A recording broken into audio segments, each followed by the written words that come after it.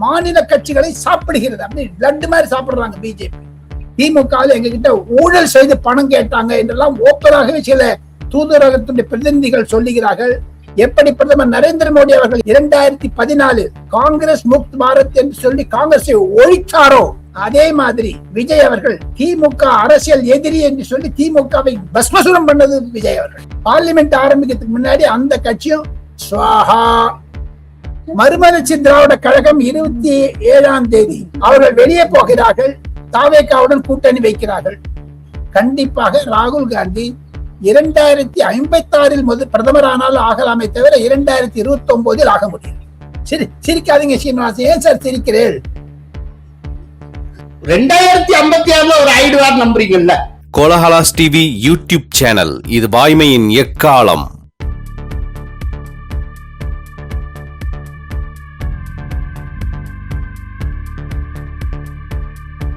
வணக்கம் நண்பர்களே. அகில இந்திய அளவில் அரசியல் ரீதியாக பேசுவதற்கு நிறைய உள்ளது. இப்ப தமிழ்நாடு அப்படின்னு எடுத்துட்டாலே முதல்வர் விஜயனுடைய பிறந்த நாள் வருகிறது. டிஎம்கே கூட்டணி கொஞ்சம் கொஞ்சமாக டிஎம்கேயே கலற்றி விட்டு கொண்டிருக்கின்றன. இதுக்கு முன்னால டிஎம்கே தான் கூட்டணி கட்சிகளை கலற்றி விடும்.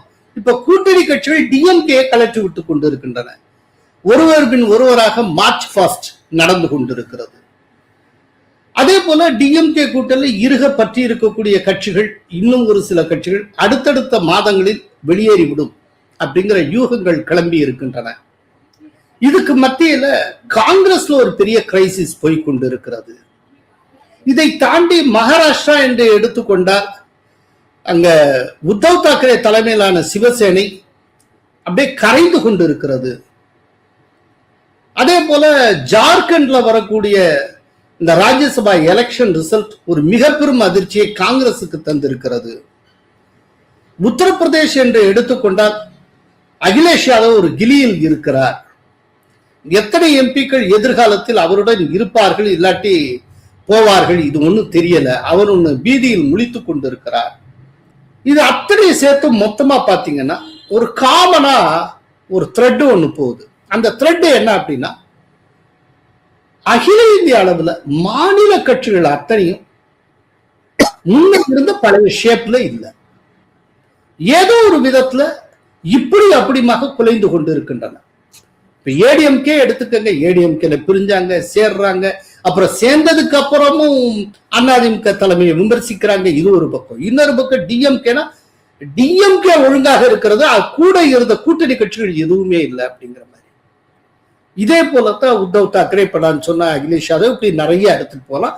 அப்புறம் ரொம்ப ஒரு லிவிங் எக்ஸாம்பிள் அப்படின்னா திரிணாமுல் காங்கிரஸ், அது எப்படி கட்டரும்பாக தேஞ்சு போனது. சட்டப்பேரவை திரிணாமுல் காங்கிரஸ் உடைந்து இருக்கிறது. அப்புறம் நாடாளுமன்ற திரிணாமுல் காங்கிரஸ் உடைந்து ஏற்கனவே ரிஜிஸ்டரான ஒரு கட்சியின் பெயரை வைத்துக் கொண்டு இப்ப புது கட்சி போல இயங்கி கொண்டிருக்கிறது. சோ திரிணாமுல் காங்கிரஸ் ஒரு பிரிவு என்டிஏல இருக்கிறது. மம்தா தலைமையிலான திரிணாமுல் காங்கிரஸ் இந்தி கூட்டணியில் இருக்கிறது. திரிணாமுல் காங்கிரஸ் எந்த திசையில் பயணம் செய்து கொண்டிருக்கிறது அப்படிங்கிறது திரிணாமுல் காங்கிரஸ் தொண்டர்களுக்கே புரியல. எப்படி எல்லாமே ஒரு திசை தெரியாமல் எப்படியே போய்கொண்டு இருக்கின்றன. சோ இன்னைக்கு தேதியில இந்தியா பல்வேறு மாநிலங்களில் என்ன நடந்து கொண்டிருக்கிறது அப்படிங்கிறது தெரிவிப்பதற்காக உங்கள் அபிமானத்துக்குரிய பத்திரிகை உலக ஜாம்பவான் டெல்லி ஆர் ராஜகோபாலன் காணொளி மூலம் நம்மோடு இணைகிறார். வணக்கம் ராஜகோபாலன். நமஸ்காரம் சீனிவாசன். நமஸ்காரம். நீண்ட தலையங்கத்தை தாங்கள் தந்தீர்கள். அதில் பல இந்திய பிரச்சனைகளை எல்லாம் ஒரு வரியில் செய்து முடித்தீர்கள். தங்களுக்கு ஈடாக கோலாயர்களுக்கெல்லாம் ஒரு சுலபமாக புரியும் அளவிற்கு தங்களுடைய அனைத்து வர்ணனைகளையும் ஒரு வரியில் சுருக்க வேண்டும் என்றால் 2026 வருடம் மே மாதம் 4ஆம் தேதி கிடைத்த தேர்தலுடைய பிரதிபலிப்பு, மேற்கு வங்காளத்தில் பாஜக வெற்றி அடைந்தது, தமிழகத்தில் விஜய் அவர்கள் தமிழ் வெற்றி கழகம் விஜய், இந்த இரண்டு தாங்க சில்வர் லைனிங் பாயிண்ட் சீனிவாசன். அதை ட்ரம்ப் பாராட்டினார் நரேந்திர மோடி. பெங்கால்ல நீங்க எவ்வளவு பரிச்சு ஜெயிச்சீங்கன்னு. தவிர இந்த மேற்கு வங்காளத்தினுடைய வெற்றி தான் காங்கிரஸை உலுக்குகிறது. மேற்கு வங்காளத்தினுடைய வெற்றி தான், அஸ்ஸாமுடைய வெற்றி தான் மாநில கட்சிகளை சாப்பிடுகிறது. அப்படி லட்டு மாதிரி சாப்பிடுறாங்க பிஜேபி. தவிர அனைத்து கலைபேரங்களும் மே மாதம் 5ஆம் தேதி பிறகுதான் உதயமாகிறது, தங்களுக்கு நினைவு இருக்கும்.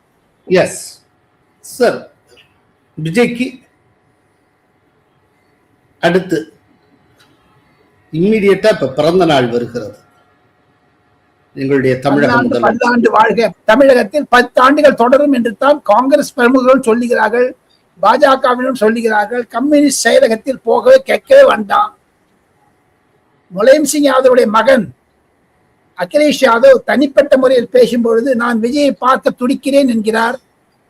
இந்த பிறந்த நாள் காணும் முதலமைச்சர் விஜய்க்கு பல தூதரகங்களுடைய ரெக்வெஸ்ட் சீஃப் மினிஸ்டர் ஆபீஸ்ல பெண்டிங்ல இருக்குது. காரணம் என்னன்னா, ஃபாரின் டைரக்ட் இன்வெஸ்ட்மெண்ட்ஸ் நான் தமிழ்நாட்டில் கொண்டு வரணும்னு நினைக்கிறோம். திமுக எங்ககிட்ட ஊழல் செய்து பணம் கேட்டாங்க என்றெல்லாம் ஓப்பனாகவே சில தூதரகத்துடைய பிரதிநிதிகள் சொல்லுகிறார்கள். சொல்ல போனால் அமெரிக்கனுடைய தூதுவர் சென்னை வர இருக்கிறார். ஆக மொத்தம் விஜய் அவர்களுக்கு சட்டமன்றத்தில் நாளை மறுநாள் பிறந்த நாள் விழா கொண்டாட இருக்கிறார்கள் என்று கூட கேள்விப்படுகிறேன். இதையெல்லாம் வைத்து பார்த்தால் விஜய் அவர்களுக்கு பிறந்த நாள் வாழ்த்து கோலால் நேயர்கள் மூலமாக பல்லாண்டு வாழ வேண்டும் என்று வாழ்த்துகிறோம்.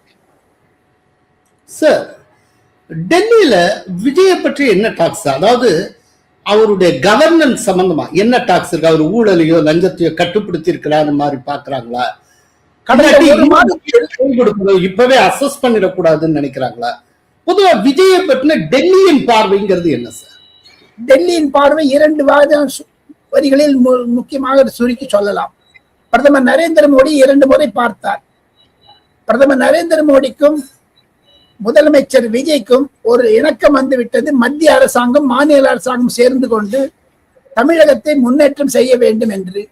விஜய் சொல்லுகிறார் தமிழகம் ஃபர்ஸ்ட் என்று, மோடி சொல்கிறார் இந்தியா ஃபர்ஸ்ட் என்று. ஆக மொத்தம் விஜய்க்கும் பிரதமர் நரேந்திர மோடிக்கும் இணக்கம் வந்து விட்டதைத்தான் பிரதமருக்கு செயலாக இருக்கக்கூடிய சீனியர் அதிகாரிகள் என்னிடம் தெரிவிக்கிறார்கள். உதாரணமாக விஜய் அவர்கள் பிரதமரை பார்த்தவுடன் வாழ்த்துக்கள் தெரிவித்தவுடன் பிரதமர் சொடிப்பிட்டார். அது டெல்லியில் இப்ப கொஞ்சம் கொஞ்சமா பர்குலேட் டவுன் ஆர் சீனிவாசன் தங்களுடைய படங்களை எல்லாம் பார்த்து சில விஷயத்தில் கேள்விப்பட்டதில் அதிர்ச்சி அடைந்தேன். தாங்களும் ஸ்வேரிங் செரமனியில பேசும்பொழுது ஏழ்மையை பார்த்திருக்கிறேன், பசி என்ன என்றால் எனக்கு தெரியும் சொன்னீர்கள். நம்ம 2 பேரும் ஒரே தான் டிராவல் பண்றோங்கிறத இந்தியில சொன்னார், இங்கிலீஷ்லயே சொன்னார் பிரைம் மினிஸ்டர். விஜய் அவர்கள் கொஞ்சம் இந்தியில புரிஞ்சு பதில் சொல்லுகிறார். அரசியல் ரீதியாக பார்த்தால் கண்டிப்பாக பாஜகவிற்கு கொள்கை எதிரி என்று சொன்னதை பாஜகவினர் வரவேற்கிறார்கள். அப்போதுதான் பாஜக தமிழகத்தில் வளரும் என்பதை நம்ம நினைக்கிறார்கள். காங்கிரஸ்காரர்கள் கண்டிப்பாக சொல்ல வேண்டும் என்றால் குஷியாக இருக்கிறார்கள். 2 மந்திரி கிடைச்சிருச்சு, தமிழகத்தில் நாம் எது ஒன்னா செய்யலாம் என்று தான். அந்த விஷயத்துல பாத்தீங்கன்னா ஒரு விஜயனுடைய மகத்துவம் தூதுவரங்களிலும் பிரபலமாக இருக்கிறது. பல தூதுவர்கள், அமெரிக்க தூதுவர், சிங்கப்பூர் தூதுவர் போன்றவர்கள் எல்லாம் பிரைம் மினிஸ்டர் விஜய் பார்த்து போன பிறகு பிரைம் மினிஸ்டர் சொல்றார் சில தூதுவர்கிட்ட, you must invest in Tamil Nadu also என்று. ஆக மொத்தம் அயல் நாட்டினுடைய முதலீடுகள் தமிழகம் வர வேண்டும் என்றால் என்னென்ன செய்ய வேண்டும் என்பதையெல்லாம் தூதுவரங்கள் முதலமைச்சருடன் பேசுவதற்கு துடிக்கிறார்கள் சீனிவாசன். குறிப்பாக விஜய் அவர்கள் செப்டம்பர் மாதத்தில் அமெரிக்கா செல்ல இருக்கிறார். அப்பொழுதும் தமிழகத்தை பற்றி பேசுவார்கள். ஆக தூதுவர்கள், அரசியல்வாதிகள், ஐஏஎஸ் ஆபீசர்ஸ், கட்சிகள் எல்லாருமே சேர்ந்து பார்த்தீங்கன்னா விஜயனுடைய ஒரு மாத அரசு காலத்தில் ஊழலை ஒழித்திருக்கிறார். அதற்கு ஆரம்பமாகிவிட்டது. காரணம், சென்னையில் உள்ள சிஎம்டிஏன்னு அப்ரூவல் வாங்கணும்னு சொன்னா அது மந்திரி கிட்ட ஃபைல் போவான்னு ஆபீசர்ஸை முடிச்சிடலாம்னு சொல்லிட்டாரு. தவிர எலக்ட்ரிசிட்டி போர்ட்ல ரீஃபார்ம் கொண்டு வர்றாரு. தவிர கோவில் துறையில் இருக்கக்கூடிய பல்வேறு நிகழ்ச்சிகளுக்கெல்லாம் கல்யாண மண்டபமோ இல்ல மால் கட்டுவதெல்லாம் நிறுத்தி விட்டார். ஒன்றே ஒன்று சொல்லுகிறேன் சீனிவாசன், பதிவுத்துறையில் புரட்சியை கொண்டு வந்தார். மகாராஷ்டிரம், டெல்லி, கோல்கட்டா, ஹைதராபாத், பெங்களூரில் இருக்க மாதிரி online registration of your properties, அது சாலச் சிறந்தது. தவிர மூத்த ஐஏஎஸ் அதிகாரிகள், உதாரணத்துக்கு சொல்ல வேண்டும் என்றால் கேபினட் செக்ரட்டரி சோமநாதன் அவர்கள், பிரதமர் செயலகத்தில் பணிபுரியக்கூடிய சக்திகாந்த் தாஸ் அவர்கள் மற்றும் எஸ் கிருஷ்ணன் பல ஐஏஎஸ் ஆபீசர்கள் கூறுவது என்ன என்று கேட்டால், நூதனமான ஒரு தமிழக அரசியலை அரசியல் ரீதியாக பார்க்கிறார் விஜய் என்று தான் சுருக்கமாக சொல்லுகிறார்கள். தவிர 27, 28 ஜூலை மாதத்தில் மாவட்ட ஆட்சித்தலைவர், மாவட்ட சூப்பரண்ட் ஆஃப் போலீஸ் கான்ஃபரன்ஸ் கூட்டியிருக்காரு பாருங்க, அது ஒரு மகத்துவம் என்று தான் வர்ணனையை சொல்லுகிறார்கள் டெல்லியில். இதுதாங்க சீனிவாசன் சுருக்கம். சீனிவாசன் இது நம்ம கட்டியம் பாடுறோம்னு சொல்ல கிடையாது. அவர் சாதித்தது ஒன்னே ஒண்ணு அரசியல் ரீதியாக. எப்படி பிரதமர் நரேந்திர மோடி அவர்கள் 2014 காங்கிரஸ் முக்த் பாரத் என்று சொல்லி காங்கிரஸை ஒழித்தாரோ, அதே மாதிரி விஜய் அவர்கள் திமுக அரசியல் எதிரி என்று சொல்லி திமுகவை பஸ்மசுரம் பண்ணது விஜய் அவர்கள். சீனிவாசன் பொது வழியில் பொதுமக்களிடையே லஞ்சம் என்பது, ஊழல் என்பது குறைந்து வருகிறது விஜய் ஆட்சியில், 30 நாள் ஆட்சியில் என்பது பரவலாக பேச ஆரம்பித்து விட்டார்கள் என்பதுதான் நிஜமான டெல்லியில பேசக்கூடிய ஸ்டோரி. சீனிவாசன் சார், அதுக்கப்புறம் காங்கிரஸ் கிரைசிஸ் பற்றி, தமிழகத்தில் இருக்கக்கூடிய காங்கிரஸ் எப்படி அவல நிலையில் இருக்கிறதோ அதே மாதிரி அகில இந்திய அளவிலும் காங்கிரஸ் அவல நிலையில் இருக்கிறது. சீனிவாசன் தாய், மகன், மகள் இந்த மூவரிடமே கருத்து வேறுபாடுகள் அதிகமாகி விட்டது. ராகுல் காந்தியுடைய பிறந்த நாள் அன்று பலர் அவரை பரசுராமர் என்று சித்தரிக்க, அதுவும் மைனாரிட்டி செல் ஆஃப் காங்கிரஸ்ல போய் பேசும் பொழுது ராகுல் ராகுல் என்று கூச்சல் எடுத்து நீதான் அடுத்த பிரதமர் என்று சொல்லவும் பலர் அதர் வரவேற்கிறார்கள், எள்ளி நகையாடுகிறார்கள். ஆனால் என்றைக்கு ராகுல் காந்தி பிறந்த நாளோ அன்று அவருக்கு பிறந்த நாள் பரிசு கிடைத்தது. சீனிவாசன் மாபெரும் பரிசு. என்னன்னு ஒன்று கேட்காதீங்க. என்ன இல்ல நான் கேட்பேன், கேளுங்க. மத்திய பிரதேசத்தில் நடராஜன் தோல்வி, ஜார்க்கண்டில் பிரணவ் தோல்வி. இந்த இருவரும் ராகுல் காந்திக்கு வலதுகரம் இடதுகரம், 2 பேருமே தோத்து போயிட்டாங்க. காங்கிரஸ்காரனாலே தோத்தாங்க.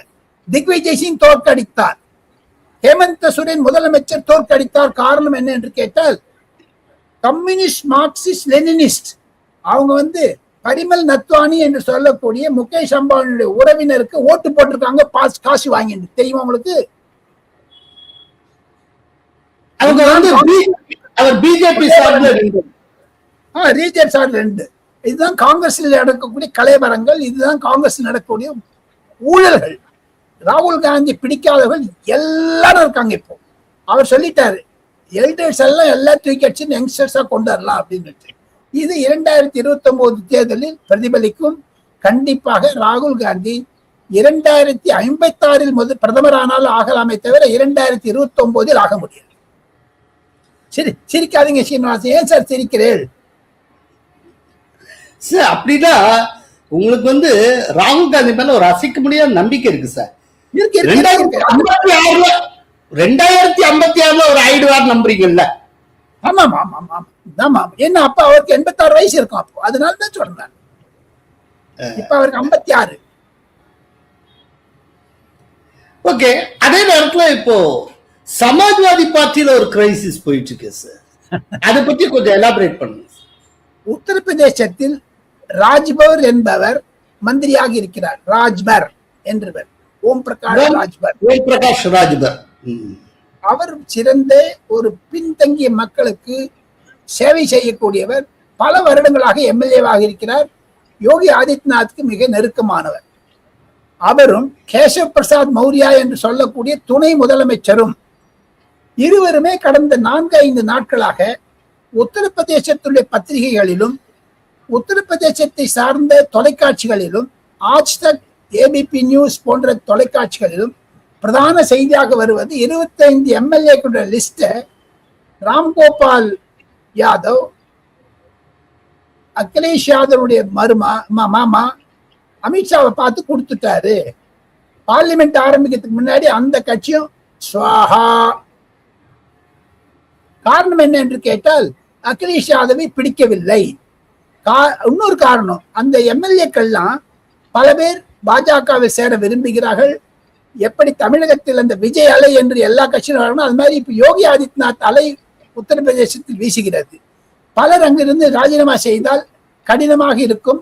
அகிலேஷ் யாதவிற்கு ஒரு மாபெரும் சவாலாக இருக்கிறது இந்த ராஜ்பர் சொன்னதும் கேசவ பிரசாத் மரியா சொன்னதும்.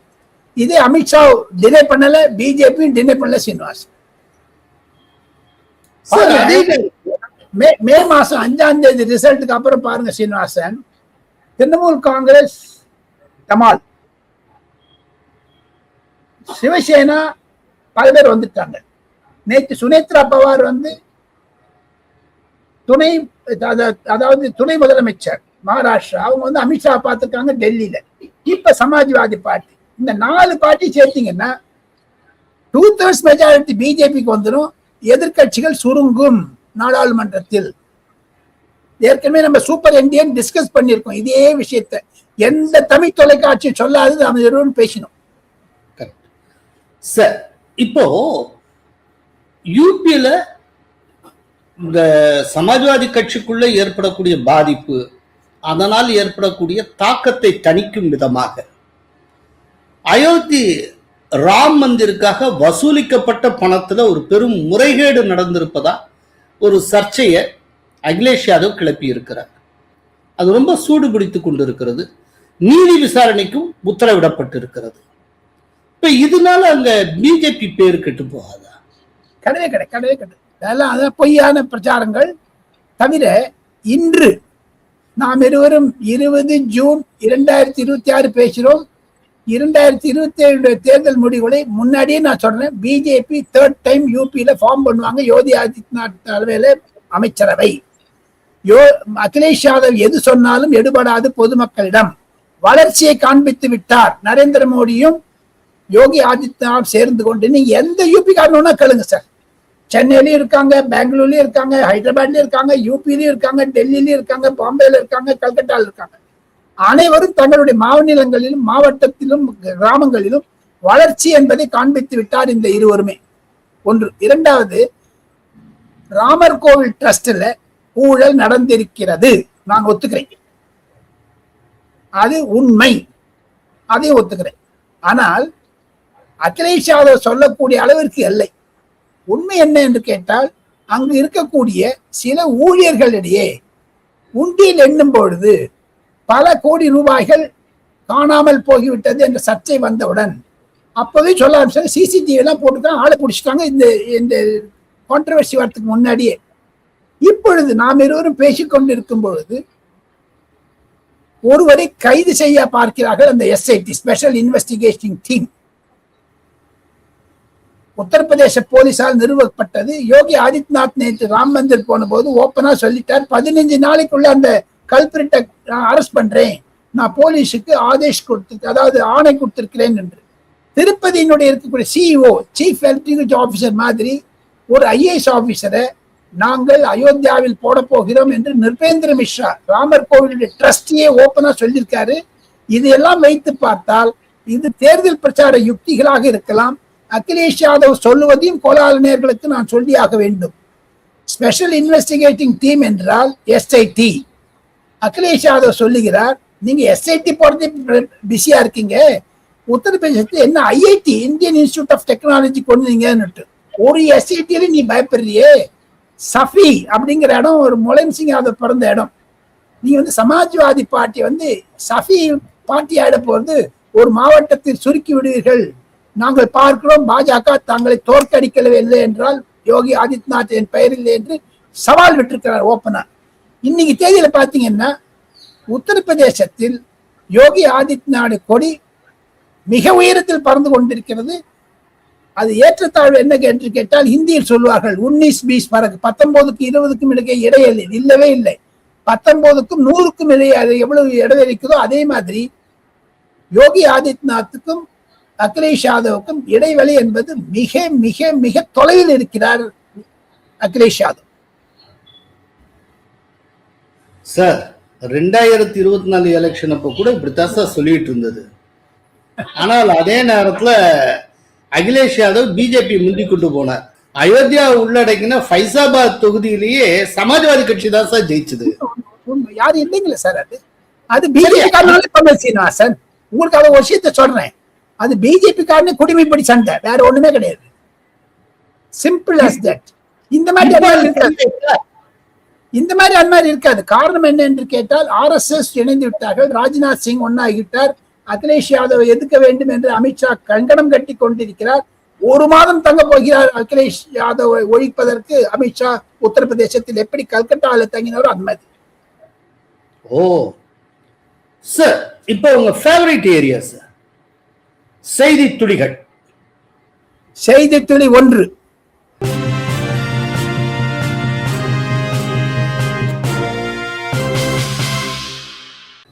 தமிழகத்தில் இருந்து வரக்கூடிய பல காங்கிரஸ் தலைவர்கள், ஊழியர்கள், மாவட்ட தலைவர்கள் ப. சிதம்பரத்தை பார்க்க வந்தால் அடுத்த பங்களாவாக இருக்கக்கூடிய பிரியங்கா காந்தி வீட்டிற்கும் செல்லுகிறார்கள். பிரியங்கா காந்தி வீடு 81 லோதி எஸ்டேட் அரசாங்கத்தினால் தடுக்கப்பட்ட பங்களா. 80 ப. சிதம்பரம் வசிக்க இருக்கிறார். இருவரும் அடுத்த வீடாக இருக்கிறார்கள், பக்கத்து வீடு. சோனியா காந்தியினுடைய பாதுகாவலர்களுக்கு ஒரு மாபெரும் இன்னல்களை கொடுக்கிறார்கள் தமிழர்கள் என்று சோனியா காந்தியினுடைய ஒரு தலைமை பாதுகாப்பு தலைவர், டெப்டி கமிஷனர் ஆஃப் போலீஸ் சொல்றார். காரணம் என்ன, எல்லாரும் இங்கே வந்துடுறாங்க சார் ப. சிதம்பரம் வீட்டுக்கு போறதுக்கு பதிலா. அதை தவிர பிரியங்கா காந்தி வீட்டுல எதாவது டின்னர் லஞ்ச் ஏதாவது இருந்தா கூட ப. சிதம்பரம் வீட்டு உள்ள அந்த காரெல்லாம் நிற்கிறது. ஆக மொத்தம் இருவரும் நெய்பர்கள் இருந்தாலும் அக்கம் பக்கத்துல இருந்தாலும் தமிழகத்தில் இருந்து வருபவர்கள் என்றால் பிரியங்கா காந்தி என்றவுடன் கதவை தட்டி நாங்க பார்க்கணும்னு சொல்ல ஆரம்பிச்சுட்டாங்க. அது ஒரு நூதனமாக இருக்கிறது டெல்லியில். செய்தி துளி 2.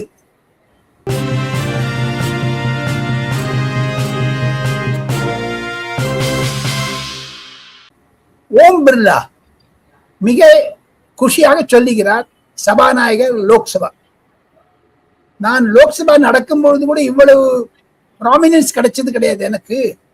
All roads lead to Rome என்று சொல்லுகிறார்கள். ஆனால் எங்கிட்ட all political parties lead to speakers room என்று சொல்லுகிறார். காரணம் என்ன என்று கேட்டால், திரிணாமுல் காங்கிரஸ் உடைந்தால் ஓம் பிர்லா கதவை தட்டுகிறார்கள் 2 பக்கமும். சிவசேனா உடைந்தால் 2 பக்கம் உத்தவ் தாக்கரேயும் சரி ஏக்நாத் ஷிண்டேவும் சரி ஓம் பிர்லா கதவை தட்டுகிறார்கள். சமாஜ்வாதி பார்ட்டி உடைந்தால் 2 பேரும் தட்டுகிறார்கள் கதவை. அதே மாதிரி NCP national Congress party Sharad Pawar அதுவும் உடைய போறது. எல்லாருமே சொல்றாங்க லோக்சபாவில் இருக்கக்கூடியது.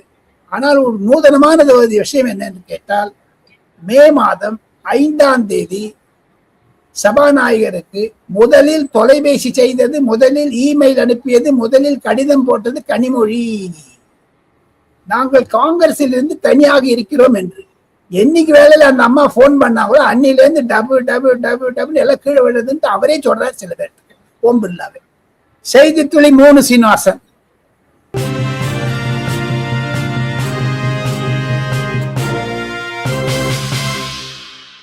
திராவிட முன்னேற்ற கழகத்தின் அணியில் இருந்தது. மே 4ஆம் தேதி மட்டும் அனைத்து கட்சிகளும் இருந்தது. அந்த அனைத்து கட்சிகளையும் உடைத்தார் 2ஆக. வைகோ கட்சியை உடைத்தார் மு.க. ஸ்டாலின். மல்லை சத்யா வெளில வந்தார். வைகோவுடைய மகனுக்கு தகராறு. கம்யூனிஸ்ட் கட்சியில் 2 பிளவாகியது. காங்கிரஸ் கட்சியில் 7 பிளவாகியது. பாட்டாளி மக்கள் கட்சியில் பிளவு பார்த்தார், எதிர்கட்சியாக இருந்தாலும் சரி. ஆனால் மே 5ஆம் தேதிக்கு பிறகு இவர் பிளந்தாரே, அந்த அனைத்து கட்சிகளும் இவரை விட்டுட்டு போயிடுச்சு. ஸ்டாலினை விட்டுட்டு டிஎம்கே விட்டுட்டு போயிடுச்சு. இன்னைக்கு IUML தீர்மானம் போட்டு தாவேகாவுடன் இருக்கிறோம் என்று சொல்லிவிட்டார்கள்.